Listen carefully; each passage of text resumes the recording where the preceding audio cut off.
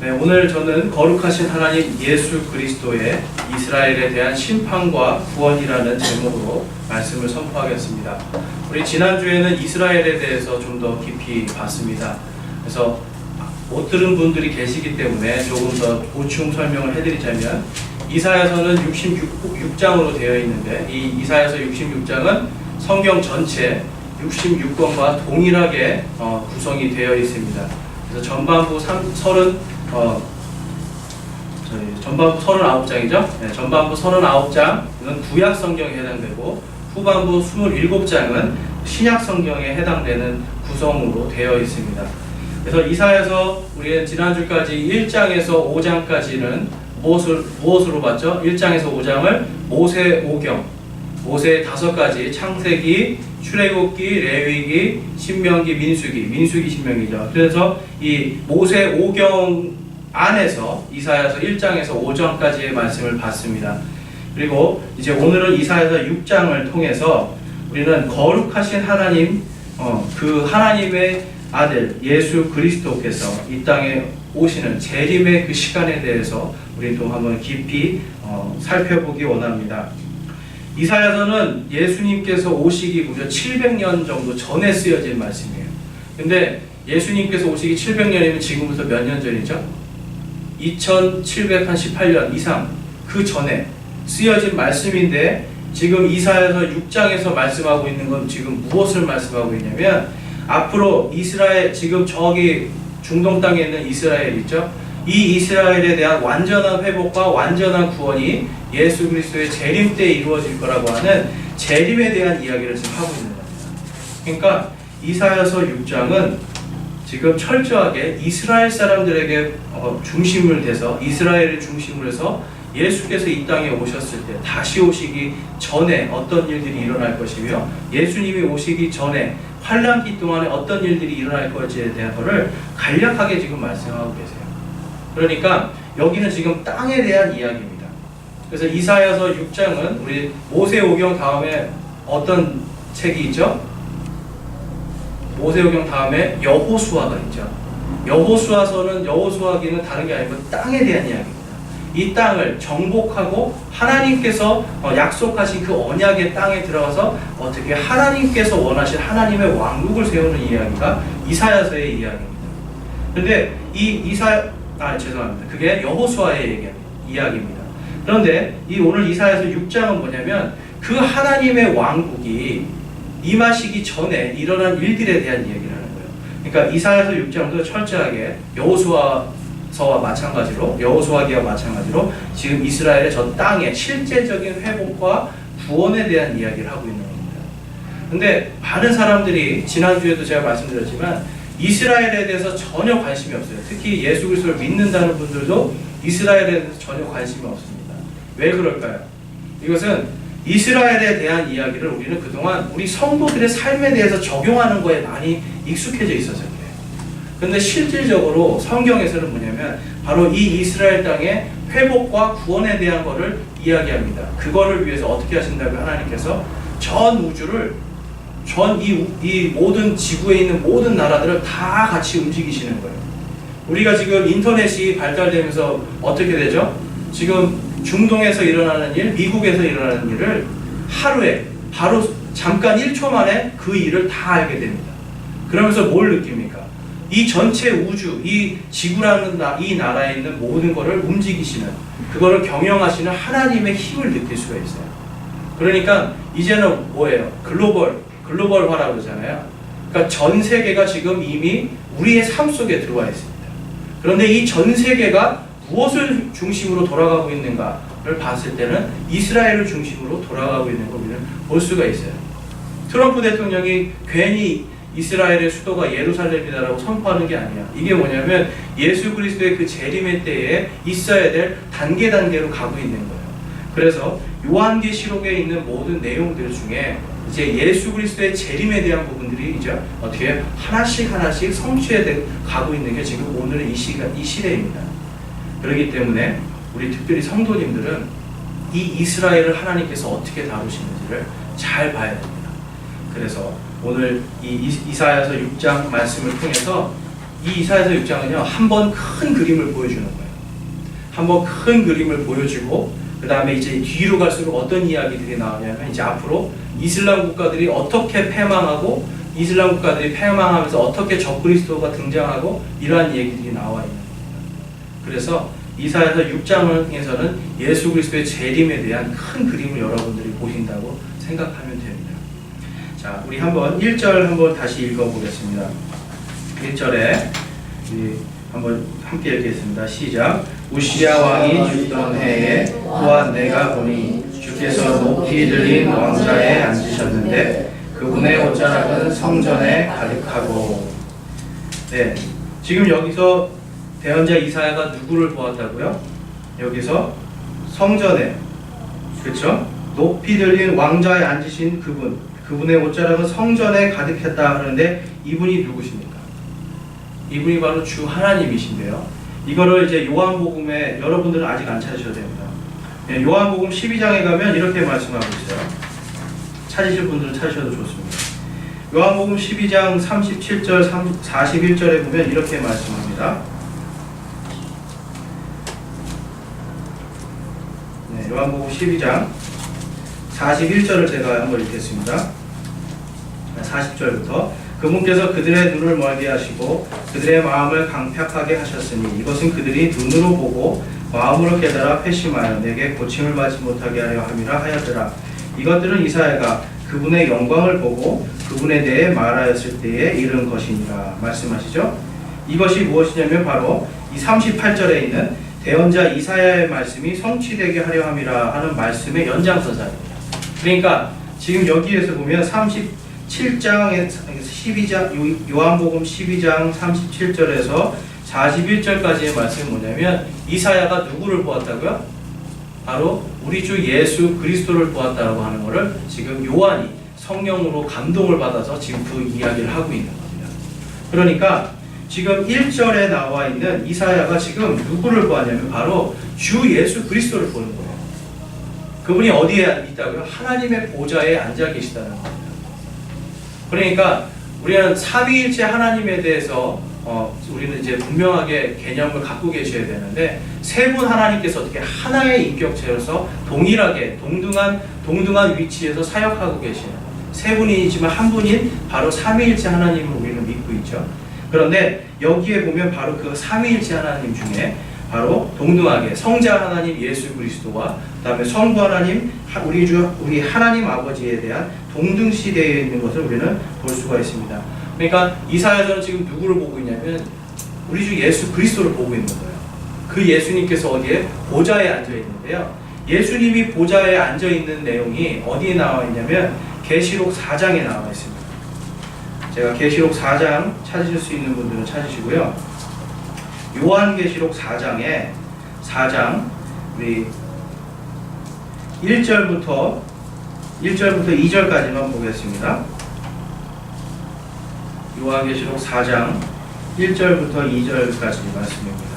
찾으셨으면 우리 한 목소리로 한번 읽어볼까요? 시작. 이 일 뒤에 내가 바라보니 보라 하늘에 한 문이 열려 있더라. 내가 들은 첫째 음성 곧 나팔 소리같이 내게 이야기하던 음성이 이르되 이리로 올라오라. 이후에 반드시 일어날 것들을 내가 내게 보이리라 하더라. 내가 즉시로 영 안에 있었는데 보라 하늘에 한 왕자가 놓여 있고 그 왕자에 한 분이 앉아 계시더라. 아멘. 누가 계시다고요? 그 왕자에 한 분이 앉아 계시는데 그 한 분이 누구시냐면 바로 예수 그리스도시라고 이 사도 요한은 요한계시록 4장을 통해서 그것을 증거하고 있습니다. 그래서 11절에 보면 4장 11절에 보면 오 주여 주는 영광과 존귀와 권능을 받기에 합당하시오니 주께서 모든 것을 창조하셨고 또 그것들이 주를 기쁘게 하려고 존재하며 창조되었나이다 하더라. 아멘. 자, 하나님 예수 그리스도께서 이 땅을 창조하신 창조주 하나님으로 계셨고요. 그 창조물들인 우리와 이 온 우주의 만물들은 무엇을 위해서 창조되었다고요? 바로 그 하나님 아버지를 기쁘게 하시기 위해서 창조되었다 이렇게 이야기하고 있습니다. 그러니까 하나님의 처음에 인간을 만들 때에 하나님의 목적은 뭐냐면 바로 인간을 통해서 온 우주 만물을 통해서 기쁨을 얻기 위해서였던 거예요. 그게 뭐냐면 하나님이 인간과 좋은 관계 속에서 서로 사랑을 나누는 이러한 관계를 맺고자 했던 거예요. 그런데 무엇 때문에 이것이 깨지죠? 인간의 죄로 인해서 깨집니다. 인간의 죄로 인해서 하나님과 인간 사이에 분리가 일어나기 시작합니다. 이 분리가 일어나는 것을 어떻게 해요? 사람의 힘으로는 메꿀 수가 없는 거예요. 그런데 사람들은 어떻게 해요? 내 힘으로 메꾸겠다 얘기를 하는 거예요. 오늘날에도 똑같습니다. 우리가 거룩하신 주 예수 그리스도를 바라보고 그분을 통해서 우리가 구원을 받았다면 우리가 그 구원받은 것이 누구 덕분에 구원을 받았죠? 예수님 때문에 구원받은 거예요.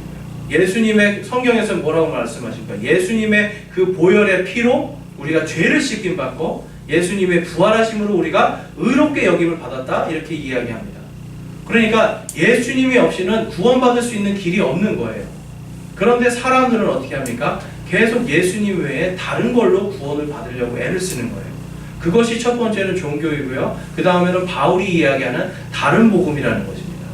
뭐냐면 예수 그리스도 외에 나의 행위나 아니면 나의 어떤 노력이나 나의 봉사나 이런 것들로 내가 구원의 길로 갈 수 있다라고 이야기를 하는 것.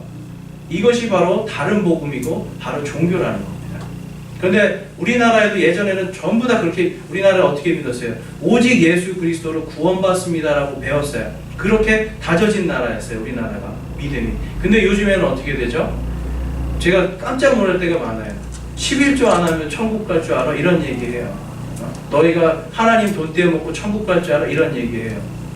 네, 하나님 돈 떼어먹었다가 하나님이 그거 구원 안 시켜주시겠어요? 아니에요. 이미 하나님께서 예수 그리스도의 보혈의 피로 어떻게 의롭다, 의인이다라고 도장을 꽝 찍어주셨잖아요. 그러면 어떻게 해요? 일단 이 세상에 어떤 정사나 권세도 하나님과 우리 사이의 이 사랑을 갈라놓을 수가 없는 거예요. 대신 어떻게 합니까? 그거에 대한 하나님이 반드시 징계가 있다는 겁니다. 오늘 이 이사야서의 말씀도 똑같아요. 지금 이스라엘 백성이 어떻게 됩니까? 예수 그리스도를 십자가에 못 박아 죽기까지 하나님을 거부했고 하나님의 말씀에서 떠나버렸던 민족이잖아요. 그런데 하나님은 어떻게 하셨어요?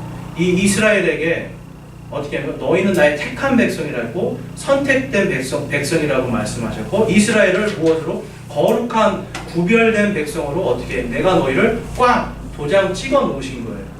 그러니까 어떻게 됩니까? 지금 예수님이 오시고 나서 그 다음에 유대인들이 AD 70년에 완전히 이제 멸망해서 이스라엘이라는 나라가 완전히 사라져서 없어졌잖아요. 그렇지만 어떻게 합니까? 하나님께서는 이들에 대한 약속을 끝까지 신실하게 지키시는 거예요. 생각해보세요. 우리가 찬양하잖아요. 신실하신 하나님께 찬양하잖아요. 그런데 만약에 하나님이 구원을 줬다 뺐다 한다고 생각해보세요. 내가 너 의인이야 했다가 아니 너 조금 잘못했으니까 아니야 너 다시 죄인이야 다시 뺐고. 이게 신실하신 하나님이 아니시죠. 하나님은 우리가 어떤 모습을 하든지 간에 어떤 상황이든 간에 구원을 시켜준 자에게 대해서는 너는 이제 의인이고 구원받을 거라고 하는 하나님의 역사가 움직이는 거예요. 그러니까 하나님의 역사는요 신실하신 하나님이세요. 그리고 거룩하게 구별된 사람들을 위해 거룩하게 역사하시는 거룩하신 하나님이세요. 그렇기 때문에 우리는 이 이사야서에서 지금 무엇을 볼 수 있냐면 하나님께서 이제 마지막 때에 이방인들에게 구원의 기회를 주시고 그 다음에 어떻게 합니까? 신실하게 바로 이 이스라엘 민족들을 구원할 수 있는 구원의 길을 이제 열어주신다는 것을 보여주시는 거예요. 자, 그러면 이제 여러분들께서 우리는 이방인들 교회들이잖아요. 이방인들이잖아요. 그러면 이스라엘을 바라보면 우리는 무엇을 볼 수 있을까요?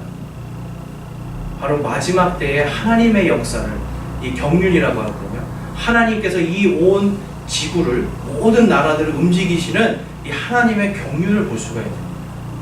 그래서 이사야서에 지금 이제 다시 이제 돌아가 보면 2절과 3절 말씀에 이렇게 이야기합니다. 그것 위에는 스락들이 저마다 6 날개를 가진 채 서 있더라. 그가 2 날개로는 자기 얼굴을 가리고 2 날개로는 자기 발을 가리며 2 날개로는 날더라. 다른 하나에게 외쳐 이르되 거룩하다 거룩하다 거룩하다 만군의 주여 그분의 영광이 온 땅에 충만하도다 하더라. 아멘. 지금 하나님의 영광이 온 땅에 충만합니다. 하나님의 영광은 이미 온 땅에 충만한데 어떤 사람만이 볼 수가 있죠? 하나님의 영광을 하나님께서 구원시켜주신 구원받은 자들만이 하나님의 영광을 볼 수 있는 시대예요. 그런데 온 나라, 모든 족속, 모든 언어들이 하나님의 영광을 볼 수 있는 그 시대가 옵니다. 그게 언제죠? 예수께서 다시 재림하실 때 오는 거예요. 제가 예수님의 재림에 대해서 지금 많이 강조를 하고 있는데요. 예수님의 재림이 우리에게 얼마나 소중하고 내가 이것을 얼마나 소망하는지에 따라서 내가 받은 구원이 얼마나 기쁘고 감격스러운 건지가 이게 달라지는 거예요. 근데 예수 그리스도의 재림에 대한 이제 설교라든지 가르침이 많이 우리나라에는 좀 부족한 편입니다. 그런데 오늘 이 이사야서에서 지금 말씀하고 있는 건 뭐냐면 바로 이 스라베라는 존재가 나오는데 지금 뭐라고 하죠? 하나님에 대해서 거룩하다, 거룩하다, 거룩하다 만군의 주여. 여기서 만군의 주여는 누구죠? 바로 주 예수 그리스도를 이야기합니다. 거룩하다, 거룩하다 만군의 주여, 그분의 영광이 온 땅에 충만하도다 하더라. 이렇게 이야기하죠. 자, 그리고 4절에 보면 그 외치는 자의 음성으로 인해 문기둥들이 흔들리며 그 집이 연기로 가득하더라. 지금 성전이 연기로 가득한데요. 이 성막과 성전의 연기나 구름이 가득할 때는 무엇이죠? 하나님의 성령께서 그 안에 충만하게 임재했을 때 연기나 구름의 형태로 꽉 차 있는 것을 우리가 성경에서 발견할 수 있습니다. 그러니까 거룩하다 거룩하다 그 만군의 주님, 그 성령께서 지금 어디 계시다고요? 여러분들의 마음속, 그리고 저의 마음속에 있어요. 그러면 우리는 점검해야 돼요. 이 거룩하신 분이 거룩하기 때문에 성경에 그렇게 말씀하셨죠. 내가 거룩하니 어떻게 해요? 너희도 거룩하라 말씀하시죠. 거룩한 영께서 지금 내 안에 계시는데 내 삶이 거룩하지 않다, 내가 거룩해지고자 노력하지 않는다, 문제가 있는 거죠. 하나님께서는 거기에 대해서 이스라엘과 같이 반드시 징계하겠다 말씀을 하십니다. 이 뒤에 우리가 볼 수 있습니다. 그래서 이 성경에서 지금 거기에 보시면 이 대언자들이 하나님의 왕자를 직접 본 사례들이 쭉 나옵니다. 역대하 18장 18절, 에스겔서 1장 26절에서 28절, 다니엘서 7장 이런 데 계속 나오는데요. 이 하나님의 보좌가 하늘 문이 열리고 하나님의 보좌를 딱 볼 때는 어떤 때입니까? 이 대언자들이 성령으로 충만할 때 그걸 보는데요. 거기에는 반드시 어떤 것들이 있다면 심판이 따를 때 주로 봅니다. 스데반 집사가 하늘 문이 열리고 보라 그 인자께서 어디요? 하나님의 보좌 우편에 앉아 계시는 걸 본다고 할 때 어떻게 했죠? 사람들이 귀를 막아버리죠. 귀를 막아버려요. 스데반 집사가 지금 하늘 보좌에 앉아 계신 예수 그리스도를 딱 볼 때 사람들이 귀를 막고 그 다음에 어떻게 하죠? 돌로 쳐버리죠. 이것이 무엇입니까? 지금 오늘 이사야서에서 말씀하시는 게 바로 그거예요. 지금 성령으로 충만한 사람이 지금 예수 그리스도를 보고 하늘 보좌에 계신 그 하나님이신 거룩하신 그분을 보라 하면서 그분을 보는데 사람들은 어떻게 그 소리가 듣기 싫은 겁니다. 그렇죠? 오늘날도 우리는 똑같아요. 예수 그리스도를 전할 때 사람들은 귀를 막습니다. 먹고 살고 세상에서 잘 되고 이러한 것들을 이야기할 때 TV에서 요즘에 어떤 사람이 무리를 일으키고 있는데 그 사람이 요즘 갑자기 인기를 끌었던 이유가 뭐예요? 그 사람의 재테크, 돈, 어떻게 돈을 쓰고 어떻게 돈을 모으고 이런 거 얘기할 때 사람들은 귀가 번쩍 뛰어요. 그리고 어떻게 쫑긋하고 듣고 그 사람을 따라가려고 해요. 그런데 예수 그리스도의 말씀을 전하고 복음을 전할 때는 어떻게 해요? 귀를 닫아버려요. 필요 없어요. 왜 그럴까요? 사람들의 이 마음속에 거룩하신 하나님, 전능하신 하나님을 볼 수 있는 눈과 귀가 없기 때문이에요. 그런데 예수 그리스도를 믿고 구원받은 사람들은 어떻게 됩니까? 성령을 통해서 우리의 영의 귀와 영의 눈이 뚫리면서 무엇을 보죠? 세상 걸 보는 게 아니라 바로 저 보좌에 앉아 계신 예수 그리스도를 바라보면서 우리의 소망을 땅에 두는 것이 아니라 하늘의 소망을 두고 그걸 보고 가는 사람들인 거예요. 그러니까 예수님을 믿는 사람들은요, 다른 걸 볼 게 없는 거예요. 오직 보좌에 앉아 계신 그 예수 그리스도의 영광과 거룩하심을 보거나 한 걸음 한 걸음 살아가는 겁니다. 삶은 바뀌지 않을 수 있어요. 우리의 삶이 바뀌지도 않고 계속 힘들 수도 있어요. 그렇지만 그걸 보는 게 아니라 보좌에 앉아 계신 예수 그리스도를 바라보고 갔을 때 우리의 삶은 구원받은 자들로서 하나님 보시기에 기뻐하시는, 창조할 때 처음 만드실 때 그 기뻐했던 그 존재들로 살아갈 수 있는 거예요. 오늘 여기에 보면 스랍이라는 존재가 나옵니다. 이거는 이사야서 6장에 유일하게 등장하는 천사의 그룹들, 여러 가지 종류의 천사들 중에 하나입니다. 사실 천사라가 아니라 그 스랍이 있고 그룹이 있고 천사가 있어요. 세 가지의 영적인 존재들이 하늘에도 있는데, 특히 이 스랍은 이 계시록에도 나오지만 뭐냐면 하나님 앞에서 계속 거룩하다 거룩하다 거룩하다 만군의 주여, 이거를 찬양하면서 막 하는 존재들이에요. 그러니까 하나님을 찬양하고 막 이렇게 경배하는 존재들이 스랍입니다. 영어로는 그 세라핌이라고 하는데, 세라프라는 말이 뭐냐면 불꽃이에요, 불꽃. 그래서 이 스랍들이 나오는 곳은, 오늘 아까도 여기 보면 숯불이 나오죠. 스랍들이 나오는 곳에는 이 불꽃이 나오는데요. 우리 한번 그 민수기로 가보겠습니다. 민수기.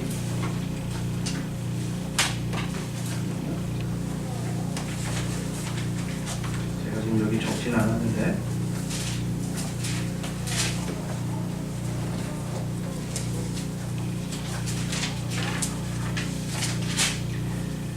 네. 민수기 11장에 보면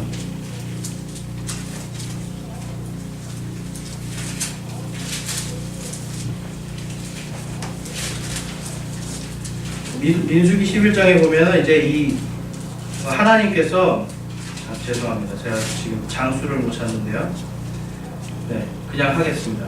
민수기에 보면 이런 말, 그 사람들이 그 먹는 것, 그 다음에 물, 이런 거에 대해서 어떻게 합니까? 모세에게 지금 모세에게 무엇을 하죠? 불평과 불만을 할 때 하나님께서 무엇을 보내시죠? 불뱀을 보냅니다. 불뱀. 그럴 때 그 불뱀 할 때 그 불뱀의 그 불이라는 부분이 무엇이냐면 바로 세라프라고 하는 이 불꽃, 세라핌들을 상징하는 것들입니다. 심판을 합니다. 근데 그때 하나님께서 모세에게 무엇을 명령하시죠? 그 불뱀을 노수로 만들어서 노뱀을 높이 장대에 달아서 세우라는 거죠. 그리고 어떻게 합니까? 그 불뱀을 보는 자들은 살리라 라고 이야기합니다. 여기에서 상징하는 게 무엇입니까? 바로 이 노뱀은 이 십자가에 달려서 높이 달리시는 예수 그리스도를 상징하는 거고요. 그것을 보는 사람들, 그 노뱀을 보는 자는 살리라고 하는 그 말씀을 믿고 받아들인 자들은 어떻게 되죠? 생명을 연장할 수 있고 그 다음에 구원을 받는 길이 열립니다.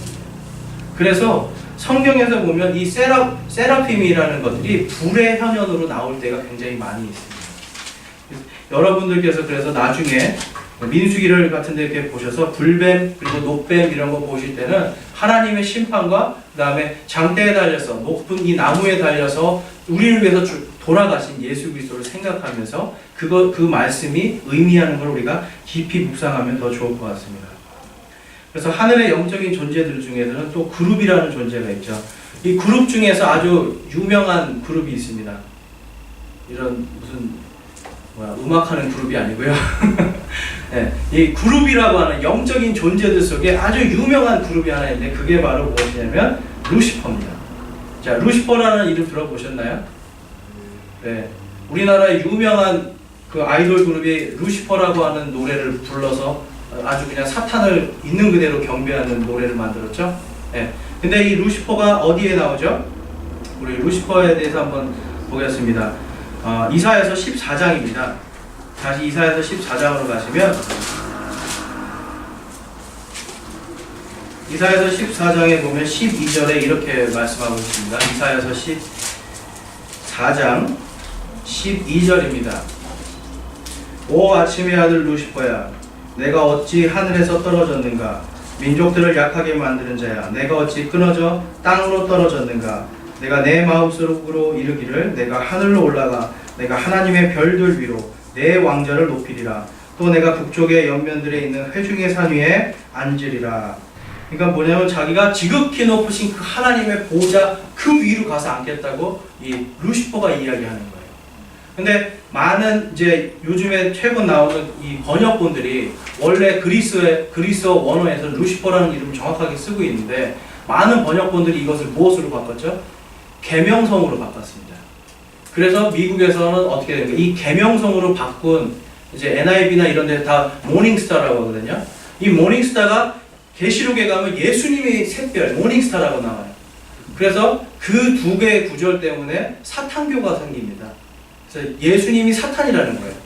그래서 이 잘못된 번역 때문에 지금 사탄교라는 게 생겨서 사람들이 봐라 여기에도 모닝스타 있지. 계시록에 다시 오실 예수님 모닝스타 새벽별이지. 그래서 이 사탄은 곧 예수님이다 라고 해서 사탄을 찬양하는 사탄교가 생겨요. 그래서 우리는 성경을 볼 때 이제 좀 더 이제 여러분들이 영어를 모르시더라도 영어에 대한 부분들을 잘 보셔야 되고 잘 번역된 번역본들을 여러분들이 보셔야 됩니다. 그래서 계시록 22장 16절 제가 한번 읽어보겠습니다.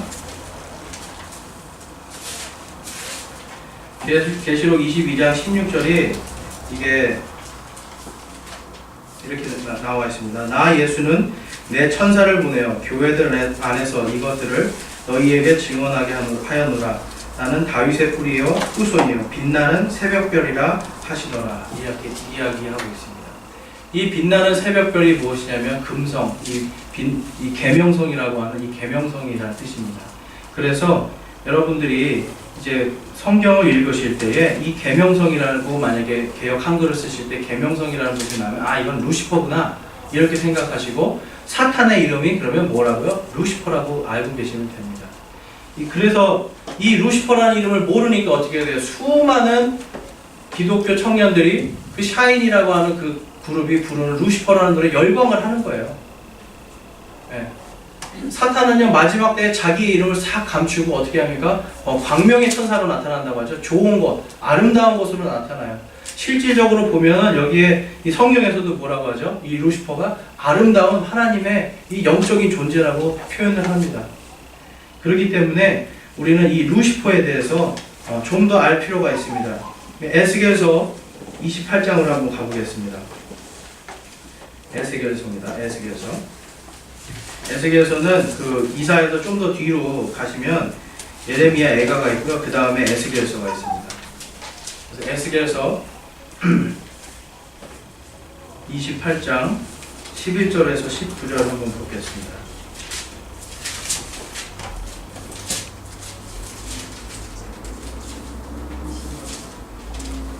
네, 28장 에스겔서 28장 우리 11절부터 좀 긴데요. 11절부터 우리 볼 건데 이거는 이제 두로의 왕에 대한 애가라고 써 있는데요. 이 두로의 왕이 무엇이냐면 이 사탄을 하나의 비유적으로 말씀을 하나님께서 주시는 거예요. 이 두로의 왕에 대해서 이야기하면서 그러면서 거기에 보면 우리 13절 한번 보겠습니다. 13절 내가 하나님의 동산 에덴에 있었는데 모든 보석 곧 홍보석과 황옥과 다이아몬드와 녹주석과 줄마노와 벽옥과 사파이어와 에메랄드와 석류석과 금이 너를 덮었고 내가 창조되던 날에 내 안에서 내 작은붓과 내 피리의 작품이 예비되었도다. 14절 너는 기름 부음 받은 덮는 그룹이라 말씀하시죠. 그러니까 사탄이 무엇이라고요? 덮는 그룹. 그러니까 하나님의 그 성막에 가면 거기에 가면 법궤가 있는데요. 그 위에 그룹들이 이렇게 딱 날개를 펴고 그 위에 하나님의 임재가 임합니다. 그런데 이 사탄은 뭐냐면 타락한 그룹이라는 뜻이에요. 그러니까 이 하나님을 온전히 경배하고 하나님의 임재를 하나님을 보좌해야 되는 존재가 어떻게 해요? 내 보좌를 어디까지? 그 하나님보다 더 높이 만들겠다라고 하는 거죠. 오늘날 사탄이 인간에게 똑같이 이야기합니다. 더 배워, 더 가져, 더 먹어봐, 더 건강해질 수 있어. 인간 스스로를 어떻게 하죠? 더 경배하고 자기를 높여요. 그래서 하나님이 없는 시대로 자꾸 흘러가게 만드는 겁니다. 그래서 사탄은요 계속해서 사람들을 어떻게 되냐면 네가 어떤 존재야? 너가 가장 최고야. 너가 가장 존귀한 존재야 라고 추켜 세우면서 어떻게 하나님에게서 멀어지게 만드는 거예요. 많은 이 시대에 많은 교육학자들이 있는데 인간이 많이 배우고 많이 지식이 쌓일수록 어떻게 돼요? 하나님을 능가할 수 있을 정도로 인격적으로나 지식적으로나 충만해질 수 있을 거라고 착각을 했어요. 그런데 미국에 지금 공교육이 망했거든요. 미국의 공교육이 망한 이유는 바로 이 잔 듀이라는 사람이 1970년도에 학교에서 하나님에 대한 하나님을 알 수 있는 교육들을 다 빼버리고 어떻게 해요? 인간의 지식으로 채워 넣었을 때 인간은 그 지식으로 하나님이 없이도 완벽한 인간이 될 수 있겠다고 하는 실용주의적인 교육 시스템을 갖고 오는 거예요. 그러면서 어떻게 되냐면 미국은 전체가 실용주의라는 거에 빠져버립니다. 그러면서 어떻게 되죠? 지금 미국의 고등학교 가면 제가 살고 있던 지역에도 약 48%의 고등학생들이 이 대마초를 합니다. 48%예요. 근데 얘네들 48%는 공식적인 거고 실질적인 더 많이 하겠죠. 그래서 고등학교 애들 집에서 하는 파티에 가면 아예 이렇게 큰 대접에 대마초를 그냥 쫙 놔요. 그리고 지들이 알아서 갖다 피는 거예요. 술도 이만큼 쌓아놓고. 근데 그런 아이들이 어디로 가는 줄 아세요? 하버드, 예일, 프린스턴, 미국에서 제일 좋은 학교로 가는 아이들이 그러는 거예요. 그래서 미국에서도 제일 좋은 학교들이 가면 갈수록 이 마약과 음주와 온갖 타락이 가장 심한 학교들입니다. 우리나라도 보면 서울대학교, 그렇죠? 각 대학교들 한번 보세요. 앞에 뭐가 제일 많죠? 지성과 모든 학식을 갖췄지만 술집들이 넘쳐나죠? 인간이 그렇습니다. 하나님을 떠난 지식, 하나님을 떠나게 되면 인간은 완전히 그 길로 가는 거예요. 파멸의 길로 가는 겁니다. 그래서 이 하나님의 대언자 이사야는 그거를 지금 경고하고 있는 겁니다.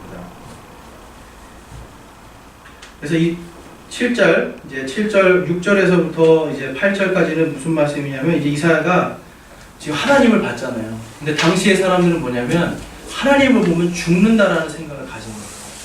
그러니까 벌벌 떨고 있을 때 이 스랍이 어떻게 됩니까? 그 중에 하나가 부집개로 제단에서 살아있는 숯불을 취해 손에 들고 내게로 날아와 그것을 내 입에 대며 이르되 보라 이것이 내 입술에 닿았으니 내 불법이 제거되고 내 죄가 깨끗하게 되었느니라 하면서 이 스랍이 정결하게 만들어주는 거예요. 이 불로서 정결하게 만들어주고 그 다음에 정결하게 한 다음에 무엇이 됩니까? 또한 8절에 내가 주의 음성을 들었는데 이르시기를 내가 누구를 보내며 누가 우리를 위하여 갈까 하시더라. 그때 내가 이르되 내가 여기 있나이다 나를 보내소서 하였더라. 이거 지금 6장에 와서야 지금 하나님의 부르심이 이사야에게 임했습니다. 근데 부르심 이전에 이사야는 벌써 어떻게 해요? 하나님의 말씀을 대신 전하는 대언자로서 지금 하나님의 쓰임을 받았습니다. 그리고 어떻게 할까? 내가 여기 있나이다 나를 보내소서라고 자원을 하죠. 그런데 여러분 이게 이 구절이 그냥 지나갈 수 있는데요. 굉장히 이거는 하나님의 전 인격적인 모습을 볼 수가 있어요. 하나님께서 야 이제 대언해 시킬 수가 있잖아요. 명령할 수 있잖아요. 그런데 하나님께서 지금 이사야에게 거룩하시고 전능하신 하나님의 모습을 다 보여주잖아요. 다 보여주고 그 다음에 어떻게 합니까? 내가 누구를 보내며 누가 우리를 위해서 갈까? 이야기하시죠. 이사야 네가 해라가 아니고 내가 누구를 보낼까 지금 이렇게 말씀하시는 거예요. 그러니까 하나님께서는 여러분들과 저를 부를 때 이런 분이십니다. 인격적으로. 왜냐? 우리는 하나님께서 갖고 계신 성품과 모양을 그대로 갖고 있잖아요. 그러니까 하나님은 하나님의 모양과 성품을 굉장히 존중하시기 때문에 그리고 우리를 거룩한 존재로 보고 계시기 때문에 네가 해라가 아니고 어떻게 해야 합니까? 누가 우리를 대신해서 갈까? 물어보시는 거예요. 그럴 때 이사야는 어떻게 합니까? 내가 가겠습니다. 여러분 예수 그리스도를 믿을 때도 똑같습니다. 전하는 사람이 있잖아요. 그리고 듣는 사람이 있잖아요. 그런데 전하는 사람은 어떻게 하나님의 말씀이 있는 그대로 보냅니다. 오직 예수 그리스도만으로 구원받을 수 있다고 하는 이 복음의 진리를 선포하는데 누가 받아들이죠? 내가 받아들이는 거예요. 이것이 굉장히 중요합니다. 하나님께서는 지금 다 말씀하셨어요. 모든 사람에게 구원의 길을 지금 다 말씀하고 있는데 어떤 사람이요? 네, 제가 그걸 받아들이겠습니다 하는 사람에게 구원이 임하는 거예요. 그런데 많은 사람들이 이제 그 신학을 하다 보니까 무엇으로 가죠? 하나님이 정해놓은 사람만 구원받는다라고 이야기하죠. 그것을 이제 예정론이라고 하는데, 하나님이 미리 정한 사람만, 정해놓은 사람, 정하지 않은 사람, 뭐 쉽게 말해서 유기계모처럼 유기해 놓은 사람, 택한 사람, 이렇게 구분하는 사람들이 있어요. 그래서 제가 전도할 때 이런 사람 봤어요. 전도를 막 하고 있는데 예수님 믿으시나 했더니 우리 목사님이 절대로 전도하지 말라고 그랬어요. 전도 같은 거 하지 마세요. 구원받을 사람 정해 있고 지옥 갈 사람 다 정해져 있어요. 그러고 가는 거예요. 그러니까 그 사람들은 어떻습니까? 전도하지 않습니다. 왜냐하면 이미 하나님이 다 정해놨다고 하기 때문에. 그런데 하나님은 어떻게, 이사야를 부르실 때도 어떻게 하죠? 우리가 누구를 보낼까 할 때 제가 가겠습니다 하는 그 이사야를 보내십니다. 예수님께서 여러분들을 부르실 때 오직 내가 길이요 진리요 생명이니 누구든지 나를 믿는 자는 영생을 얻으리라 하는 그 진리의 말씀이 여러분 귀에 들렸을 때 여러분들이 마음문을 열고, 하나님께서 놓고 하신 거거든요. 마음문을 열고 주님 들어오십시오 받아들일 때 어떻게 됩니까? 내 아이에게 구원이 임하는 거예요. 그러니까 예수 그리스도를 믿는다라는 것은 엄청난 하나님의 전 인격적으로 우리를 사랑하시는 그거 속에서 우리의 자유의지가 같이 들어가서 이것이 어떻게 됩니까? 로봇가 하는 게 아니라 정해진 시스템 부르는 게 아니고 하나님과 나의 인격적인 이 릴레이션십, 관계가 딱 맺어지는 게 바로 구원인 거예요. 그러면 그 구원이 이루어진다면 어떻게 한다면 하나님께서 이제 너는 의인이다 하고 도장, 성령으로 어떻게 인을 딱 치신다고 하는 거예요. 그렇기 때문에 이사야서의 이 부르심에 대해서 우리는 깊이 한번 생각해 볼 필요가 있습니다. 오늘 시간이 많이 없기 때문에 더 많이 이제 좀 줄여서 나가겠습니다. 그 다음에 이제 6장 9절에서 10절에 보면 이렇게 말씀합니다. 그분께서 이르시되 가서 이 백성에게 말하기를 참으로 너희가 듣되 깨닫지 못하고 참으로 너희가 보되 알지 못하느니라 하며 이 백성의 마음을 우둔하게 하고 그들의 귀를 둔하게 하며 그들의 눈을 닫을지니 이것은 그들의 눈으로 보고 귀로 듣고 마음으로 깨달아 회심하여 고침을 받지 못하게 하려 함이라 하시기에. 이게 굉장히 무서운 말씀이죠. 하나님께서 닫아버리시겠다는 거예요. 하나님께서 이들이 죄를 짓고 하나님께서 자기 스스로 떠나갔잖아요. 그런데 다시 떠나간 그들을 하나님께서 불렀으나 오지 않으니까 어떻게 해요? 이제는 닫아버리시겠다는 거예요. 그렇죠. 이건 엄청난 심판의 말씀입니다. 그래서 이사야가 하나님께 묻습니다. 내가 이르되 주여 어느 때까지니까? 이렇게 물어보죠. 하나님께서 이렇게 말씀하십니다. 도시들이 피폐하게 되어 거주민이 없으며 가옥들에는 사람이 없고 이 땅은 완전히 황폐하게 되며 또 주가 사람들을 멀리 옮겨서 이 땅 한가운데에 버림당하는 일이 심히 많을 때까지니라 라고 말씀하죠. 그러니까 뭐냐면 완전히 다 쓸어버리시겠다는 거예요. 그냥 이스라엘이라고 하는 나라 자체를, 그 민족 자체를 어떻게 완전히 이 땅에서 다 제거해버리기 정도로 완전히 없게 만들어버리시겠다고 말씀하시는 거예요. 근데 그 일이 실제로 언제 일어났죠? AD 70년 예수님이 돌아가시고 40년 뒤에 그 일이 일어납니다. 성전에 돌 위에 돌 하나도 남지 않게 완전히 다 무너집니다. 이스라엘은 어디요? 전 세계로 흩어집니다. 몇 년 동안요? 약 1900년 동안 돌아다닙니다. 1900년 동안. 그렇기 때문에 우리는 이 이스라엘의 패망을 보면서 이 똑같은 얘기가 마태복음 23장 37절 38절에 예수님께서 똑같이 얘기하시는 거예요. 그러면서 언제 예수님께서 말씀하십니다. 언제 그러면 다시 예수님께서 오시냐 말할 때 이 민족이 찬송하리로다 주의 이름으로 오시니요라고 찬양을 할 때 그때 오신다라고 말씀합니다. 예수님이 어떻게 나귀 새끼를 타고 예루살렘에 입성할 때 호산나 호산나 부르면서 사람들이 뭐라고 불렀죠? 찬송하리로다 주의 이름으로 오시는 이여라고 선포를 했어요. 그런데 이들이 어떻게 해요? 결국은 예수님을 버리고 예수님 십자가에 못 박게 될 걸 예수님께서 아시죠. 그래서 예수님이 그 뒤에 예루살렘에 입성하신 다음에 제자들에게 이 말씀을 하시는 거예요. 찬송하리로다 주의 이름으로 오시는 이여 할 때까지 어떻게 돼요? 이 땅은 황폐하게 되고 나라의 흔적조차 없게 될 거라는 걸 말씀하시는 거예요. 그래서 이제 하나님께서는 이 아까 경륜이라는 말씀을 하셨잖아요. 대환란을 통해서 대환란기를 통해서 어떻게 이스라엘의 남은 자들을 다시 회복시키겠다라는 말씀을 하십니다. 이것이 데살로니가전서 4장과 그다음에 데살로니가전서 데살로니가 후서 2장에 말씀하고 있는 거예요. 데살로니가 후서 2장만 한번 보겠습니다. 데살로니가 후서입니다. 데살로니가 후서는 이 골로새서 뒤에 데살로니가 전서가 있고 그 다음에 후서가 있습니다. 데살로니가 후서 2장입니다.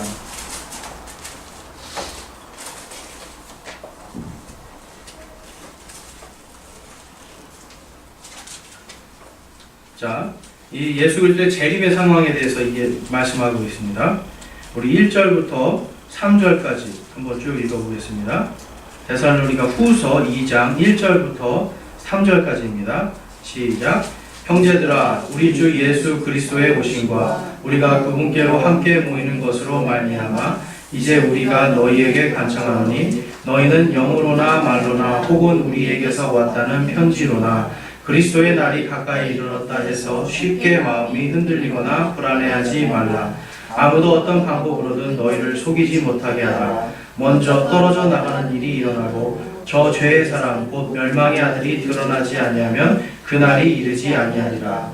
자, 4절에 이 적그리스도에 대한 이야기입니다. 그는 대적하는 자요 또 하나님이라 불리거나 혹은 경배받는 모든 것 위로 자기를 높이는 자로서 하나님처럼 하나님의 성전에 앉아 자기가 하나님인 것을 스스로 보이느니라. 아멘. 이런 일이 지금 현재 일어났습니까? 지금 현재 이런 일이 일어났습니까? 여기서 지금 말은 아직 일어나지 않았죠? 적그리스도라고 하는 이 존재가 아직은 드러나지 않았는데 지금 여기에 보면 계속해서 내가 그리스도다. 우리나라 같은 통일교 아시죠? 뭐 문선명, 그다음에 뭐 JMS 뭐 이런 사람들, 그 다음에 지금 뭐 신천지 이만희는 자기가 아주 교묘하게 보혜사 성령이라고 얘기하죠. 아무튼 내가 그리스도다 하는 사람들이 어떻게 계속 나오잖아요. 예, 그런데 여기서 뭐라고 하죠? 그날이 이를 때 일어날 일들에 대해서 너희가 정확히 보고 분별을 하라라고 말씀하고 있는 거예요. 그러니까 이스라엘에 여기서도 보면 예수 그리스도께서 오실 때 뭐가 지금 중심이 됐냐면 성전이 지금 중심이 되고 있습니다. 성전이죠. 왜냐하면 성전에 누가 앉아 있는다고요? 그 적그리스도가 앉아서 내가 하나님이라고 선포하는 거예요. 아까 여기 우리가 이사야서 14장에서도 보고 봤을 때 사탄이 무엇을 했다고 했죠? 하나님의 보좌 위로 자기의 보좌를 높이겠다고 이야기했잖아요. 바로 이 적그리스도는 무엇이냐면 사탄이 인간의 육신의 몸을 가지고 오는 이 인간의 그러니까 사탄의 현현이라고 보면 됩니다. 그러니까 마지막 때 하나님께서 이 일을 그냥 놔두시겠다는 거죠. 무엇을 위해서요? 이스라엘의 완전한 회복을 위해서. 지금 이스라엘의 저기에 지금 어떻게 해요? 이스라엘 사람들이 계속 유엔에 가서 싸우고 계속 싸우는 게 뭡니까? 성전 짓기 위해서 그래요. 그런데 분명히 성경에 나와 있는 말씀대로라면 이것이 예언이 될 수 있겠죠. 네. 그 이스라엘 땅에 성전을 짓게 해주는 바로 평화의 사도, 그가 바로 적그리스도가 됩니다. 그런데 그가 오기 전에 어떤 일이 일어난다고요? 크게 떨어지는 일. 이 개혁 성경은 오히려 이거를 아주 심플하게 잘 번역을 했어요. 배도하는 일. 배도가 뭡니까? 안 믿는 사람이 떠나가는 겁니까? 믿는 자가 떠나가는 겁니다. 이 예수 그리스도의 이 길, 진리의 길을 배신해서 떠나가는 일이 반드시 생겨야 된다는 거예요. 지금 그 운동이 전 세계적으로 일어나고 우리나라에서도 부산에서 WCC가 있었죠. 그게 무엇입니까? 모든 종교는 똑같고 모든 종교는 다 구원의 길이 있고 단지 하나님의 이름을 누구는 부처로, 누구는 알라로, 누구는 뭐 다른 신으로 이렇게 했으니까 모든 종교에 구원이 있다라고 이야기하면서 뭐예요? 세계 모든 나라의 모든 종교들이 모여서 하나의 교회를 이루겠다 하는 배도의 일들이 일어나는 거예요. 그것이 지금 현재 우리 이 사회에서 일어나고 있습니다. 여러분들 피부에 와닿지 않지만 실질적으로 지금 일어나고 있는 일들이에요. 그리고 계속해서 뭐예요? 다른 복음을 전하죠. 예수님 말고 무엇으로요? 어떤 데는 성령 받지 않으면 구원 못 받는다 얘기하잖아요. 그런 거 들어보셨어요? 방언하지 못하면 구원 못 받는다. 이런 얘기하는, 아주 쉽게 얘기하는 분들이 있어요. 착한 일 해야지 구원받는다. 11조 내야 구원받는다. 새벽 기도 빼먹지 않아야 구원받는다. 이런 일들을 얘기를 하는 거예요. 근데 그건 뭐냐면 다 뭐죠? 진리에서 벗어나는 거. 배도한 사람들이 하는 이야기예요. 그러니까 그런 이야기들 여러분들은 귀담아 듣지 마시고 오직 하나님의 말씀, 하나님의 말씀이 무엇이라고 하는지를 깊이 생각해 보면 됩니다. 그래서 이사야서 6장 13절에는 그 거룩한 시에 대한 이야기가 나오는데, 이 거룩한 시는 바로 주 예수 그리스도입니다. 그러니까 여기에도 보면 그 땅 안에 여전히 10분의 1이 있을 것이오라고 희망적인 메시지를 주는 거예요. 그 땅이 다 진멸하는데 하나님께서 10분의 1을 남겨놓겠다고 말씀하시는 거예요. 10분의 1. 10분의 1을 남겨놓겠다고 희망적인 메시지를 주시는 거예요. 근데 여기 있는 이 10분의 1이 뭐에, 그러니까 이거는 이제 그 학자들 중에 이런 견해가 있어요. 이 10분의 1에 대한 구약은요, 항상 신약의 그림자라고 보시면 돼요. 구약의 10분의 1은 뭐죠? 11조라는 게 있죠. 거룩하게 하나님께 드리기 위해서 떼어놓고 그 다음에 하나님께 드리는 거잖아요. 우리는 그냥 매주 주지만 그 당시의 사람들은 어떻게 해요? 하나님의 성전에 갈 때까지 거룩한 걸 떼놓고 그거를 흠없이 정없이 잘 갖고 가기 위해서 어떻게 이거를 보관하는 거예요. 보호하고. 그러니까 어떻게 거룩하게 구별해 놓는 거죠. 마찬가지로 11조가 바로 뭐냐면 이스라엘의 마지막 때에 남아있는 이 10분의 1의 이 사람들에 대한 예표다라고 이야기하는 사람들이 있습니다. 저는 그 얘기 들으면 그것도 하나님께서 미리 그 구약의 그림자를 통해서 보여주셨겠구나라는 생각을 해요. 우리가 삶 속에서요, 예수 그리스도를 믿는데 10분의 1이라고 하는 여러분들도 마찬가지고 하나님께서 여러분들을 거룩하게 구별해 놓으신 존재예요. 이스라엘에도 하나님께서 나중에 10분의 1, 얼마 안 되는 숫자를 거룩하게 구별해 놓으십니다. 그리고서 마지막 때에 바로 그 밑에 말씀합니다. 보리수 나무와 상수리 나무가 자기 잎을 떨어뜨려도 그것들의 본체는 그것들 안에 남아있는 것 같이. 이거는 어려워 보이지만 쉬운 말이에요. 가을이 돼서 이파리가 다 떨어지잖아요. 보리수나무, 상수리나무 이파리가 다 떨어지고 겨울이 되면 바짝 말라있는 것 같지만 봄이 되면 어떻게 됩니까? 그 안에서 새순이 나오죠. 그런 것과 같이 이 이스라엘이 그 거룩한 시가 그것의 본체가 되리라. 예수 그리스도 안에서 이들이 어떻게 해요? 다시 싹트고 나와서 이스라엘 땅에서 하나님의 왕국을 세우고 번영하게 될 거라는 희망의 메시지를 주시는 겁니다. 여러분, 예수님을 믿는다는 건요, 구약과 신약 전체를 통틀어서 하나님께서 여러분들을 한 사람 한 사람을 구원하시기 위한 하나님의 완벽한 계획하에서 여러분들이 믿고 있는 겁니다. 그 완벽한 계획 속에서 여러분들이 구원을 받게 된 겁니다. 이 구원은 어떻게 해요? 이사야가 말한 것처럼, 이사야가 죄가 여기 있습니다 하는 것처럼 여러분들이 예수 그리스도를 받아들임으로 인해서 완벽하게 인격과 인격이 서로 조화가 된 완벽한 구원입니다. 이것은 그 어떤 것도 끊을 수가 없습니다. 그런데 오늘도 예수께서는 여러분들과 저를 부르십니다. 똑같이 부르시죠. 마지막으로 한 가지만 보고 가겠습니다. 우리 마태복음 9장으로 갑니다.